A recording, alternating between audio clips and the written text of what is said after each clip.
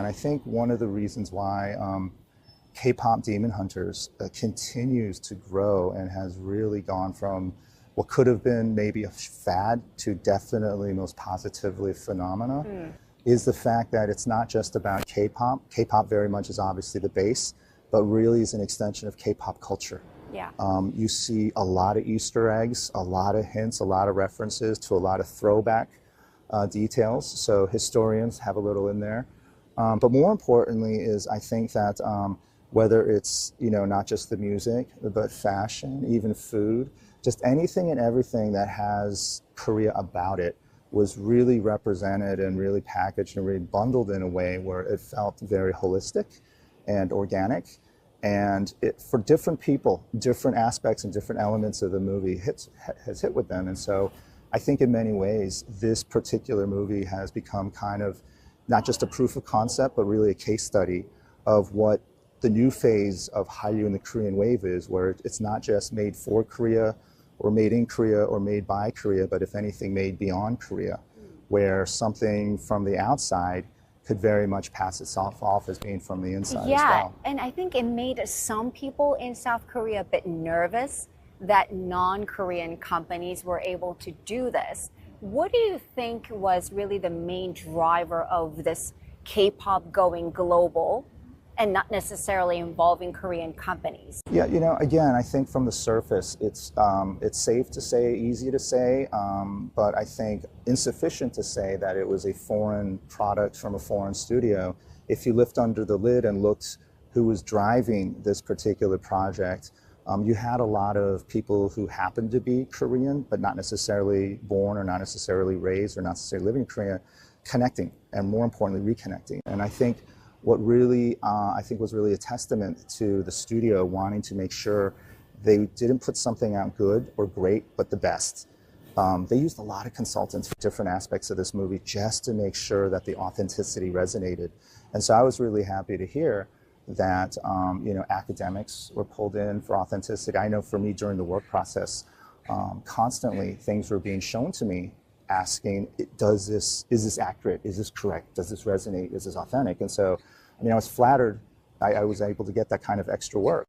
Yes, it was an international production, but definitely still had a lot of DNA rooted in Korea, but not necessarily based here in Korea. What about AI element in K-pop industry? What is the industry thinking about right now? Because mixed reviews so far when it comes to an AI singer that we saw last year. And isn't this space supposed to be sort of like one of very few areas where we're AI free in a way? Again, we're firm believers that this is very powerful tools and very powerful technology that if used right, can do wonders. But obviously there's a lot of room for not just use, but more importantly, abuse.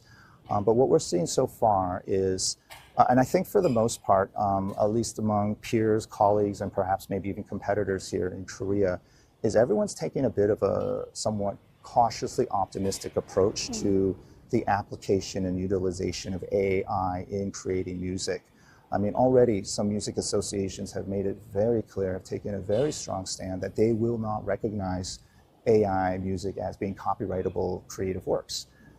The reality is that I think everybody I know, myself included, we are using AI in everyday uses. And I believe that AI, when ultimately to really use AI well, you still have to be creative. So the creativity part, I don't think is being kicked to the curb. If anything, it's being asked to be elevated. And so some of the early works we're seeing in the AI space, I mean, the instant results we're seeing is we're seeing better artwork for covers being made, to better short viral videos that are being made. And with music artists, I know that they're testing a lot of ideas very quickly vis-a-vis through AI. I think that any new music or new music video that's going to come out, it's going to have a percentage of AI used. 100% AI, I think, is not going to create something high quality. Do you feel like there was a major friction and we need to set standards when it comes to intellectual property protection? Do we need to bring tokenization to all this? That if you look at the top entertainment, media, and particularly music companies, their strategic partners to, more importantly, their strategic investors are often tech companies. And their play is not to be patron of the arts. Their play is to make sure they have the ability to discover, develop, and debut IP that have application and utilization into these new emerging technologies. I'm one to sort of be a little bit more cautious because a lot of people coming into the tech sector looking to provide solutions here in the entertainment, in particular in the IP space, are still not aware of a lot of the in the trench, in the field problems that we have to wrestle with.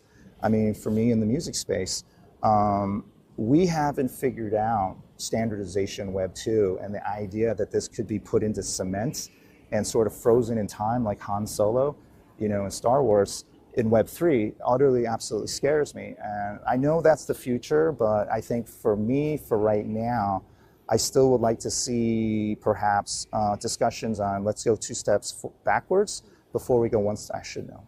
I would like to see 1 step backward before we go 2 steps forward, purely because the technology is important, but there's still a lot of fundamentals that need to be fixed.